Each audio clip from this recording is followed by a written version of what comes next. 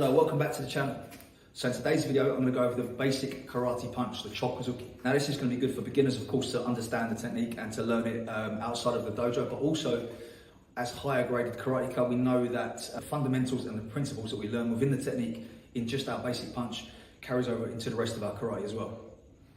Now the first thing we want to think about is what part of our hand are we going to be landing on the target. Okay, this is very important because this is the weapon at the end. And if we're landing with a weapon that is weak, we're going to end up with a problem ourselves. So we are making a fist first with the thumb on the outside of the fingers, and we are connecting with the first two knuckles, these ones here, okay? What we want to make sure of when we are punching then is these two knuckles are lined up through the arm and through the body and creating a good structure behind that punch. So we are not just hitting with the arm, but hitting with the entire body. So then from that position, what I want to do in order to go over or practice this basic punch is have my punch extended first of all. What I want to think about from here is having the lats squeezing, so my shoulder is being pulled down this way, okay, to keep the shoulders away from my ears like this and then prevent a very shouldery looking punch. So lats squeeze down, and a way we can kind of practice this feeling is to get our hand against the surface here and press down against it with a straight hand to get the lats engaging, and we can feel those muscles working from there. If I actively push down against my hand this way, I can feel the lats contracting and as a result pulling my shoulders down into that punch, connecting with the obliques and all through the body this way. So I'll find that position first then, okay? Shoulder down, lats squeezed.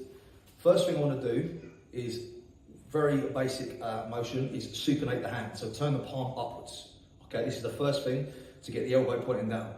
I want to then collapse from that elbow and pull back to my hip this way. Remember, when we are doing the punching actual application, we don't have to go from the hip. The hip is a training exercise, you know, so we're working on delivering the technique, having those kind of reference points in which we can connect the punch to. So again, from here, palm is supinated first. Then the elbow pulls down this way, close to the body, so we are kind of feeling that arm rub against the side of our body here, okay?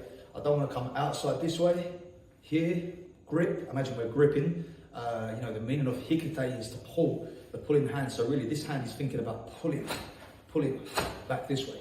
So I'm rotating and pulling back, okay, from here. Be careful not to let the shoulder come in here. Pull that back, again, lats engaged. From this position then, I slide it back out the way that it came. Still palm up. Once I get to the end, I'll then drill that punch in with those first two knuckles, okay? Again, keeping those lats engaged underneath. Supinate the hand, pull back to the hip. Slide it back out, rotate.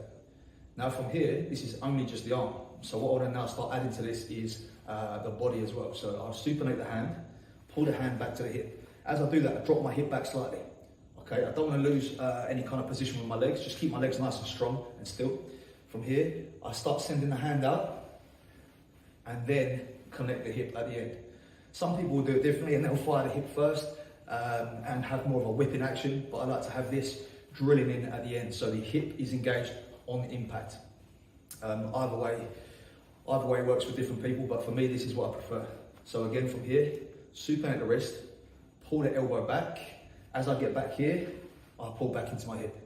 I start sending it again here, across the body, and then connect the hip at the last second as I make impact, okay? So front arm position from here. Again, supinate the wrist, pull back, send forwards, connect to the hip, last second. Okay, then we start smoothing that off. One, smooth and connect, smooth and connect, smooth and connect. Of course, in our basic karate Kion, we will have hikite action as well. So this one's coming back, or this one's going forwards. Rotate, send, connect the hip. Rotate, send, connect the hip at the last second. Rotate, send, connect the hip. I want to feel like I'm almost relaxing from here, and as a result that elbow kind of drops, so I'm relaxing and pulling this way. Okay, so rather than trying to think about pulling so hard, it's more just collapsing that elbow down, collapse and send the punch in this way. Of course, we don't need hikite at all. The other hand can be up here while we're still delivering that same technique. Here, connect, and we can guard here, this way. Yeah, we can do any kinds of things with these hands at the same time. We don't need to be pulling back into hikite to make that punch stronger or anything like that. It doesn't add strength to the punch. It is simply a training exercise. One mistake we want to be wary of is rotating the fist too soon. So from here, if I rotate my wrist early, this happens and the elbow pops out, which then becomes a very shouldery punch here, right? Flicking that punch. And as a result of that flickiness, I cannot get my hip engaged properly. Yeah? It's hard to do so. So I want to keep that hand supinated as long as possible and then connect as we go through. Okay, so we're driving from almost like an uppercut sort of feeling. So I'm coming upwards and driving into the target.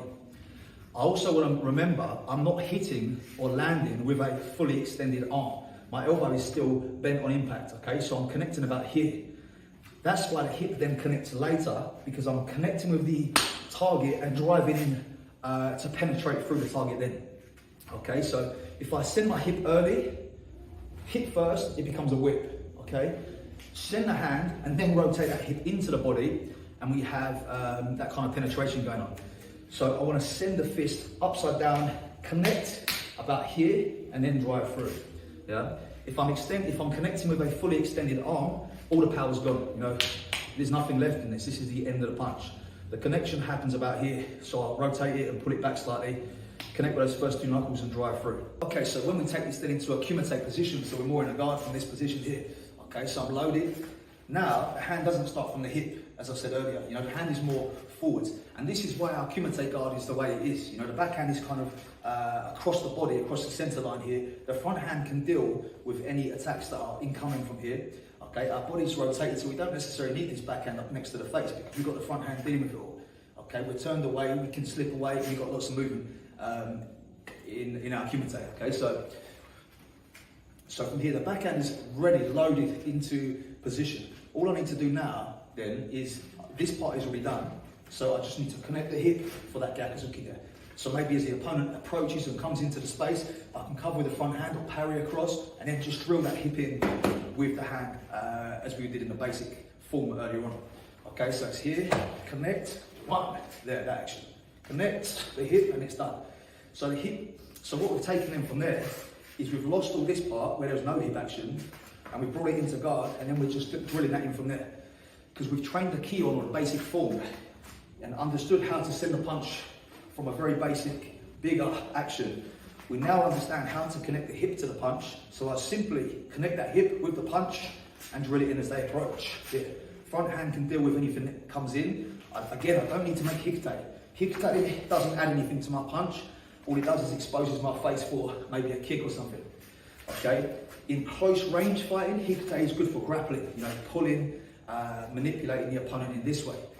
In kumite though, when we're kind of more striking, this hand can be up front and it can deal with oncoming attacks while I send the other punches in from there.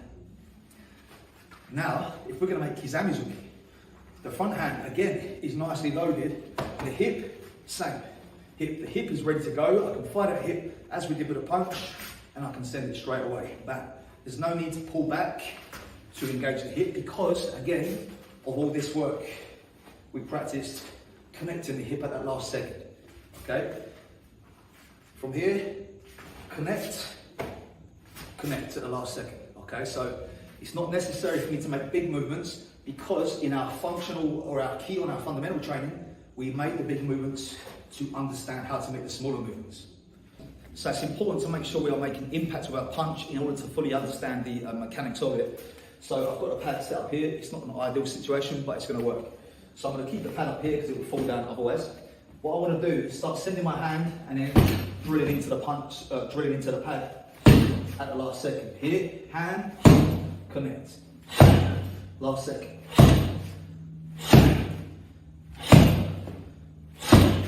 This way. It's making sure I'm getting into the pad and not on the surface. I don't want to be hitting the surface with a straight arm. I'm coming into the pad with the arm still bent here.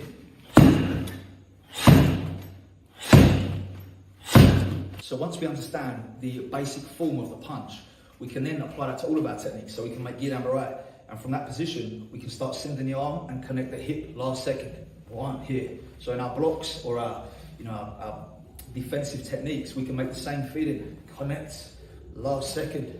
Here, same feeling. One. Yeah, all of our motions have that same feeling of connection at the end of the technique where the hips engage.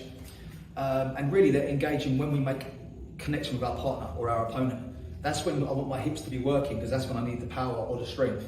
Okay, so even that Shuto position from here, hip, last second connects with the hip in the same way that the punch was engaged with the hip right at the last second. So it seems very basic, you know, the basic first lesson, maybe you learn your basic punch in karate, but it carries over to all of your training for forever, really, you know, as long as you practice your karate.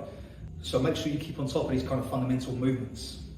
Now, I just want to mention my partnership and sponsor really with Art Martial Clothing. They are partially making these videos possible. They're a martial arts inspired clothing brand with lots of really nice designs. I've got a few different versions in my other videos. I'm going to put a link to their website in my video description with a discount code for 20% off, okay? So if you want something for training, have a look, see what they got, really nice bits. If you enjoyed this video, please give me a subscribe, like, comment, let me see what you'd like to see next time, and I'll see you in the next video.